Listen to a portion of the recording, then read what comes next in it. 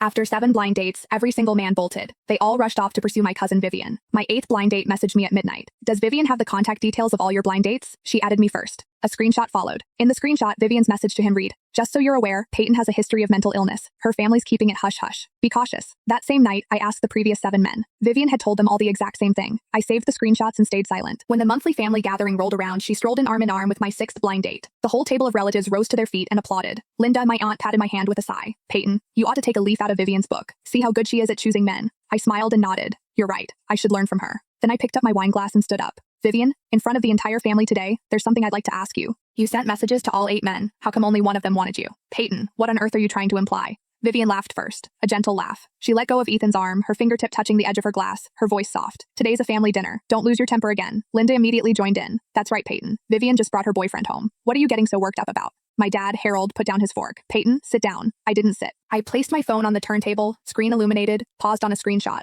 "I'm not getting worked up. I'm merely asking a question." Ethan's expression shifted. He was my 6th blind date. 3 months ago, he'd been asking if I wanted to watch a movie that weekend. The next day, he said we weren't a good match. Now he stood among my relatives wearing a light gray shirt that Vivian had picked out for him. Vivian glanced at the phone but didn't touch it. "Peyton, did someone turn you against me once more? Are the screenshots fake? These days, they can create deep fake videos. What's a chat screenshot? What about 7 of them?" I opened my photo album and displayed each of the 7 screenshots one by one. 7 people, 7 accounts, 7 times the exact same sentence. Even the punctuation is identical. My aunt, Catherine, murmured softly, "Kids these days really know how to create a ruckus." Linda glared at me. "Even if Vivian said those things, she was just concerned about them. That time you were hospitalized, who in this family isn't aware of it?" My fingers stopped moving. Around the table, some people stared into their soup, some picked at their food, some pretended not to hear. My mom, Sandra, turned pale. She reached out for me. "Peyton, stop talking." Vivian's eyes welled up instantly. "Peyton, I really didn't mean any harm." After she spoke, tears streamed down. "I was just scared they'd blame you later if they found out, and afraid you'd get hurt. Every time you came back from a date you said the guy was nice, but are you really marriage material?" Ethan immediately came to her defense. "Vivian, don't cry." I looked at him. I remembered on our first date, he'd complimented my authenticity. Now he was scowling at me. "Peyton, Vivian's just looking out for you." "Looking out for me?" I smiled faintly. "She added you on Snapchat, told you I have a history of mental illness, then chatted with you until 3 in the morning. That was looking out for me too?" His face went rigid. "Don't make things up." Vivian wiped her tears. "Ethan was just inquiring about your situation." I told him the truth. "And you just so happened to turn him into your boyfriend in the process?" Linda banged the table. "Peyton, how can you be so malicious? Your cousin has always let you have your way, and you still try to steal her thunder." Harold's face darkened. "Apologize." I looked at him. "Dad, didn't you see her telling people I'm mentally ill? You did go to the hospital when you were young." "That was because I had insomnia after being bullied by classmates. The doctor prescribed 2 weeks of sleeping pills. To outsiders, it all seems the same."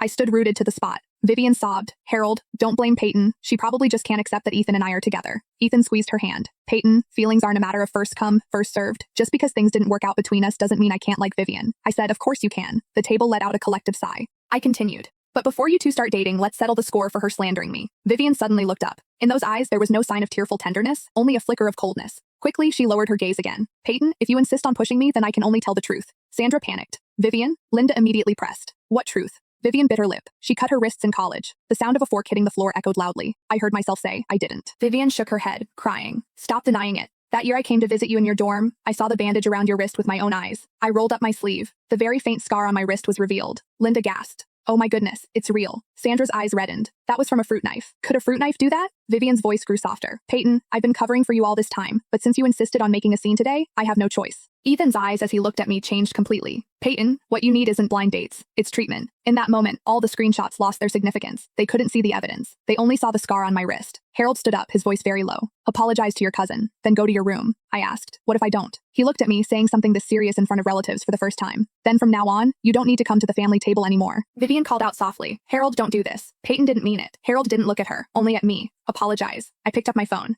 When I pressed the screen to turn it off, it reflected my face. It turns out that when someone is pushed to the limit, they don't break down right away. They just suddenly become very lucid. I put my wine glass back on the table. "Vivian, I'm sorry." Tears still clung to the corners of Vivian's eyes, but her lips curved up slightly. I stared at her, my voice not loud. "I'm sorry. I underestimated you." Her expression froze. Harold shouted angrily, "Peyton." I turned and walked out. Behind me came Linda's voice. "This child is truly hopeless." At the door, Ethan followed me. "Peyton, Vivian asked me to see you out." I stopped. He frowned. "Stop picking on her. She's kinder than you, and more sane than you." I looked at him. "Ethan, do you feel especially self-righteous right now?" He said, "At least I won't hurt someone who truly cares about you." I nodded. "Fine then. Then pass on a message for me." "What message?" I put my phone back in my bag and pushed open the door. "Tell her she'd better not lose the 8th one too."